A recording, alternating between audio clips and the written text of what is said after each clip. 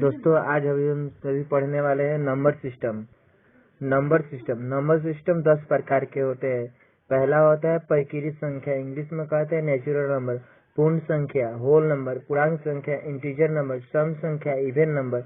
विषम संख्या, odd number. भाज्य संख्या, कंपोजिट नंबर। अभाज्य संख्या, प्राइम नंबर।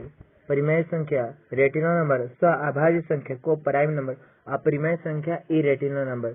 अभी हम इसके बारे में जानेंगे कि परिकीय संख्या किसे कहते हैं। इसका इंग्लिश में परिभाषा दी counting numbers are called natural number. The counting numbers are called natural number. जैसे 1 2 3 4 5।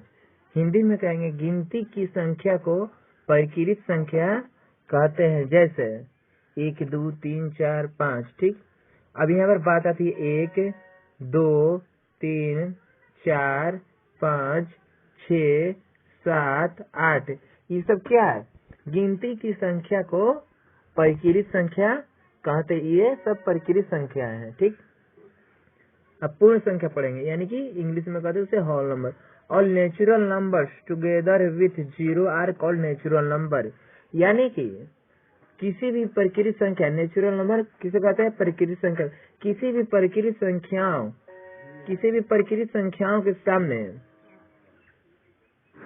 जैसे कि 1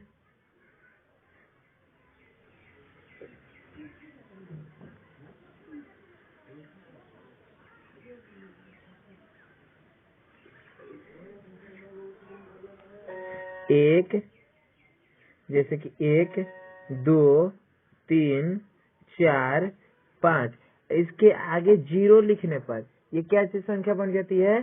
पूर्ण संख्या। क्या संख्या बन जाती है? पूर्ण संख्या, जिसे हम कहते हैं इंग्लिश में होल नंबर, जिसे हम क्या कहते हैं इंग्लिश में? Whole number. ठीक, इसका अब हिंदी में परिभाषा होगा।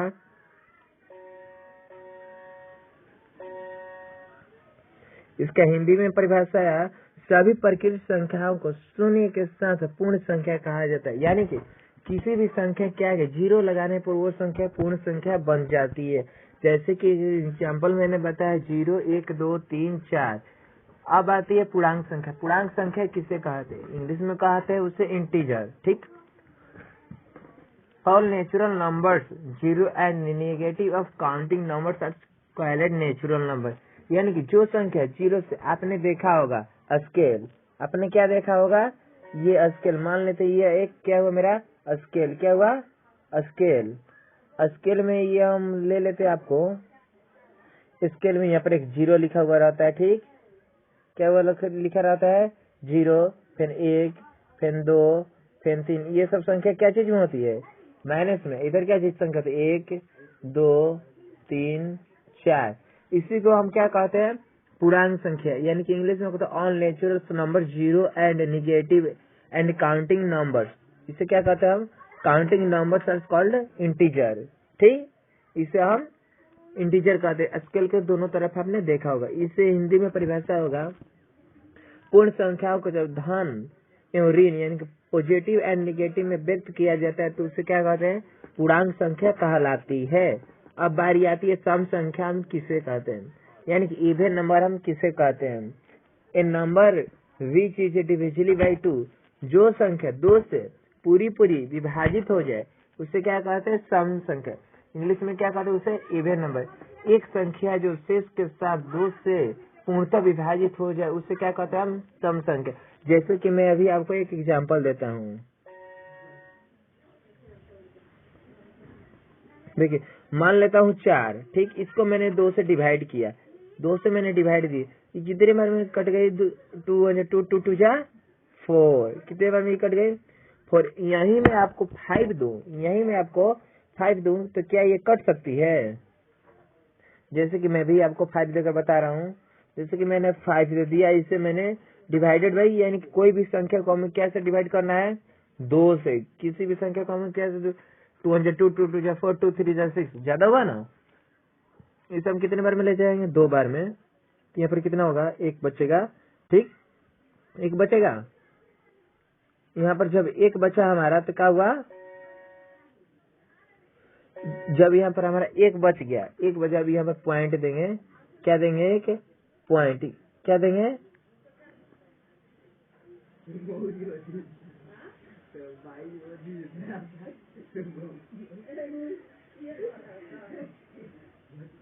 क्या देंगे हम यहाँ पर एक पॉइंट, क्या देंगे एक पॉइंट। जब मैंने यहाँ पर एक पॉइंट दिया, यहाँ पर 2 के बाद जब मैंने यहाँ पर एक पॉइंट दिया तो यहाँ पर क्या है 0, 2 5 10, यानी कि अभी ये पॉइंट के बाद कट रही है, ये संख्या नहीं हुई। ऐसी संख्या जो दो आए थे कुछ भी आए, नीचे कुछ शेष नहीं बचे, नीचे कुछ शेष नहीं बचे, उससे हम क्या कहते हैं सम संख्या, यानी कि इंग्लिश में उससे क्या कहते हैं इवन नंबर। ठीक आया समझ में। अब आगे पढ़ेंगे हम लोग विषम संख्या यानी कि ओड नंबर।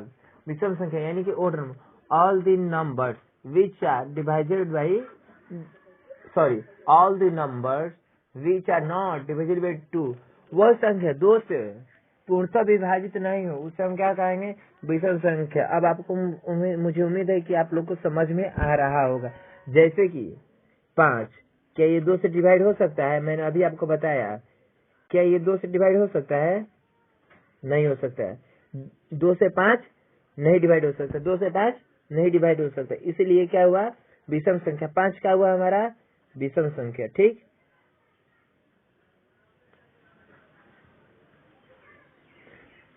अब आगे देखते हैं हम भाज्य संख्या यानी कि इंग्लिश में उसे क्या कहते हैं कंपोजिट नंबर।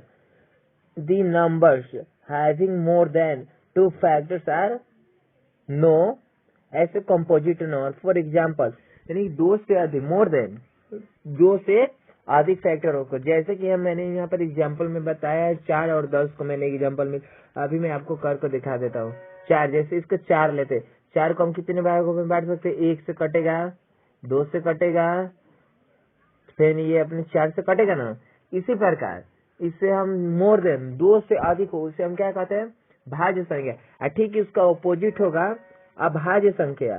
जैसे ए number that can be divisibly explained only by itself and 1, सिर्फ वो स्वयं से कटे और एक के अलावा सिर्फ वो स्वयं से कटे, एक के अलावा सिर्फ वो स्वयं से कटे, उसे हम क्या कहते हैं, उसे हम क्या कहते हैं अभाज्य संख्या। एक के अलावा स्वयं से कटे उसे क्या कहते हैं हम अभाज्य संख्या। जैसे कि यहाँ पर मैंने लिया है 2 1 से कट सकता है और 2 से कट सकता है। 5 जिसे लिया 5 1 से कट सकता है और 2 से कट सकता है। तो ये क्या हुआ मेरा अभाज्य संख्या हुआ। ठीक, अब आगे देखते हैं हम।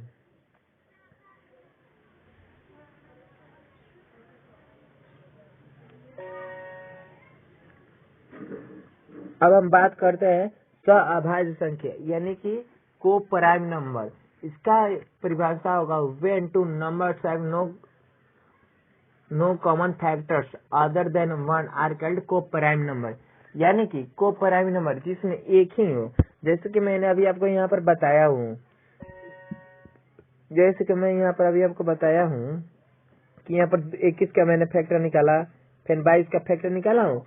21 क्या कैसे कट सकता है, 3 से 7 से 21 से 2 से 11 से 22 से क्या कट सकता है 22। ठीक, तो यहाँ पर को प्राइम नंबर, यहाँ पर क्या मैंने परिभाषा में बोला, जब 2 संख्याओं में एक के अलावा कोई समान कारक नहीं हो, उसे 2 के अलावा कोई समान कारक एक ही नहीं हो, यानी कि सिर्फ वो उसमें क्या है एक है, यानी कि कॉमन क्या हो एक हो, कॉमन क्या हो एक, उसे हम क्या कहते हैं को प्राइम नंबर। क्या कहते हैं को प्राइम नंबर। आगे हम बात करते हैं परिमेय संख्या। क्या है संख्या परिमेय, the numbers of the from P by Q। इसको P बाई Q का हम लोग 3-4 भाषा में बोल सकते हैं। P by Q, P/4, P बटा Q, P upon Q। When P and Q are integer and Q is equal to not 0, यानी कि Q is equal to not 0 का अर्थ हो यहाँ पर, जिसे आप P बटा Q के रूप में लिख सकते हैं, लेकिन Q is equal to not 0। ठीक, Q is equal to not 0 होना चाहिए। ठीक ना। जैसे कि मैं संख्या लेता हूँ 2/4, क्या बताइए ये परिमेय संख्या है यस या नो, ये परिमेय संख्या है। जैसे कि हम यहाँ पर 4/0 लेते हैं। ठीक, क्या ये परिमेय संख्या है? नहीं, ये परिमेय संख्या नहीं है, क्योंकि यहाँ पर क्या करें q equal to not zero, क्योंकि यहाँ पर q के सामने क्या है जीरो, q के सामने क्या है जीरो। प्लस में p को हम लोग क्या कहते हैं अंश, p को इंग्लिश में क्या सॉरी हिंदी में क्या कहते हैं अंश, q को हिंदी में क्या कहते हैं हर। इंग्लिश में कहेंगे p को नोमिनेटर, q को कहेंगे डिनोमिनेटर। ठीक, जहाँ तक मुझे उम्मीद है कि आप लोगों को समझ में आता होगा। आगे हम पढ़ेंगे